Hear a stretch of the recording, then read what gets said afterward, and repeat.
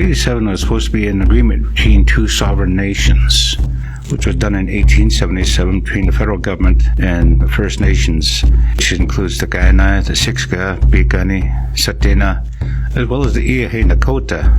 And with the establishment of Fort Calgary, it also brought in the Métis people of Region 3. So the agreement there was to live together in peace and in harmony, that we would share our knowledge with the new people coming into the country, into the lands. Treaty 7, really, Mohkinstsis, as we now call Calgary, was a major wintering grounds for the Blackfoot Federation, where our four tribes would come together during the winter months, Chinookwians being more calmer and warmer, which allowed the buffalo to come in. That's how we got a lot of our fresh meats as well during the winter months. And when we look at Treaty 7, it was an agreement that we would maintain the lands, stay within the regions that we were accustomed to. At no point in time was it supposed to turn into a tool to remove that from us, but that was due to the Indian Act, which was done a year before in 1876, which is probably the most racist legislation that the federal government has, but it has a dual-edged sword. It protects the First Nations of Treaty 7 and other treaties around the country, but it's also a tool that was implemented by the federal government that left the people no choices but to concede, simply because the treaty itself, as we often say, we didn't sign treaty, we made treaty through our pipes. And we honor our pipes to the highest degree that we could possibly do. What happened in Treaty 7? It gave non-Indigenous people a greater privilege than did the Indigenous people of Treaty 7. But here for the people of Calgary is to understand the true history. And Treaty 7 should be one of those areas that they need to look at and see what the true intent of Treaty 7 was at the time. Desecration of the lands was a part of our people weren't prepared for. Yes, we would share. The intent was not to concede our lands over.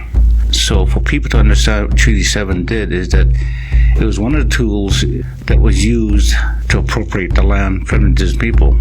The goal was to connect Canada from sea to sea. What the land means to us is that it is our mother, the earth.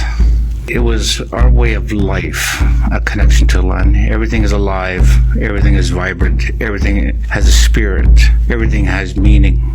Look at that and we say we are people of the earth. We relate to the land in that fashion. In turn, as we took care of her, then she in turn can take care of us.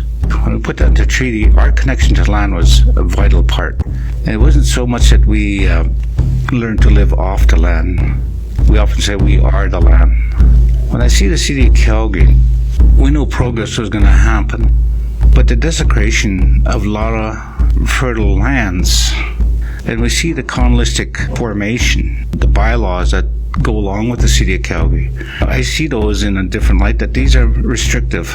So people can't live the true freedom that was here prior to that. And that's what the land provided was this freedom to live. Freedom to explore the adventures of life itself. In the city of Calgary, when it was established, it lost that. It lost that humanity.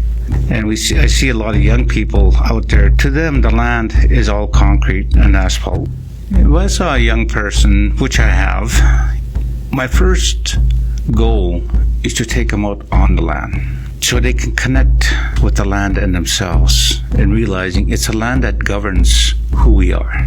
It describes who we are. And for young people to get grounded with that, the beauty of nature, the beauty of our Mother the Earth in its natural form, is that interconnectedness can happen there, where they start realizing, I too have that beauty within me. And I need to express that. I need to bring that out so I have this true feeling, not a sense of living.